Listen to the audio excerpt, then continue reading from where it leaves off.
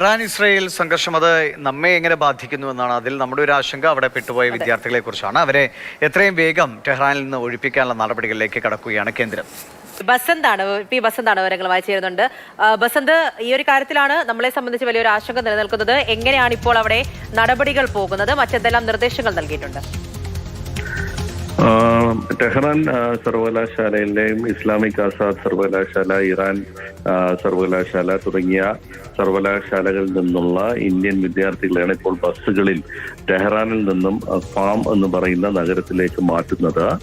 അവിടെ നിന്ന് ഇന്ത്യൻ പൗരന്മാരെ ഒഴിപ്പിക്കുന്നതിന്റെ ഭാഗമായി അർമേനിയ വഴി ഇവരെ വിമാനമാർഗം അതോടൊപ്പം തന്നെ UAE വഴി കപ്പൽ മാർഗവും കൊണ്ടുവരാനുള്ള ഒരു നീക്കമാണ് ഇപ്പോൾ ആലോചനയിലുള്ള. ഏതായാലും ടെഹ്റാനിൽ നിന്നും, അതായത് സംഘർഷം വളരെയധികമുള്ള ടെഹ്റാൻ നഗരത്തിൽ നിന്നും ഇന്ത്യൻ വിദ്യാർത്ഥികളെ ഒഴിപ്പിക്കുന്ന നടപടികൾ ഇപ്പോൾ ആരംഭിച്ചിട്ടുണ്ട് എന്നാണ് ഇപ്പോൾ സർക്കാർ വൃത്തങ്ങൾ നൽകുന്ന സൂചന. വിവിധ സർവകലാശാല, പ്രത്യേകിച്ചും ജമ്മു കാശ്മീരിൽ നിന്നാണ് കൂടുതൽ വിദ്യാർത്ഥികൾ ഇവിടെ ഉള്ളത്. ഇവിടെ പലരും മെഡിക്കൽ വിദ്യാഭ്യാസത്തിനായി എത്തിയവരാണ് പലരും. ഈ ഭാഗങ്ങളിലാണ് ഇവിടെ നിന്ന് വിദ്യാർത്ഥികളെ ഇപ്പോൾ ഒഴിപ്പിക്കുന്ന നടപടികൾ ഇപ്പോൾ തുടങ്ങിയിരിക്കുന്നത്. അർമീനിയൻ വിദേശമന്ത്രിയുമായും UAE വിദേശമന്ത്രിയുമായും വിദേശമന്ത്രി S. ജയശങ്കർ സംസാരിച്ചിട്ടുണ്ട്. ഇത് ഒഴിപ്പിക്കലിന്റെ ഒരു തുടക്കം എന്നുള്ള നിലയിലാണ് വിലയിരുത്തപ്പെടുന്നത്.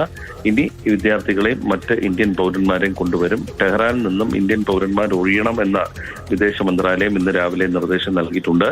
ഇന്ത്യൻ പൗരന്മാർ മാത്രം മാറുകയുള്ളൂ. മാത്രമല്ല, ഇവരോടൊപ്പം ഏതെങ്കിലും ബന്ധുക്കളായോ മറ്റോ വിദേശികളുണ്ടെങ്കിൽ അവരെ മറ്റ് ഒഴിപ്പിക്കുന്ന നടപടികളുമായി ബന്ധപ്പെടുത്തില്ല എന്നുള്ളൊരു സൂചനയും സർക്കാർ വൃത്തങ്ങൾ നൽകിയിട്ടുണ്ട്. ബസന്ത്, ഇസ്രയേലിൽ നിന്ന് അങ്ങനെ എന്തെങ്കിലും ഒഴിപ്പിക്കേണ്ട സാഹചര്യമുണ്ടോ? നിലവിൽ ഇറാൻ മാത്രമാണോ നമ്മൾ ശ്രദ്ധ വയ്ക്കുന്നത്? ഇപ്പോൾ ഇറാനുമായി ബന്ധപ്പെട്ട കാര്യങ്ങൾ മാത്രമാണ് ഇപ്പോൾ ഒഴിപ്പിക്കലിന്റെ സാധ്യതകൾ തേടുന്നത്.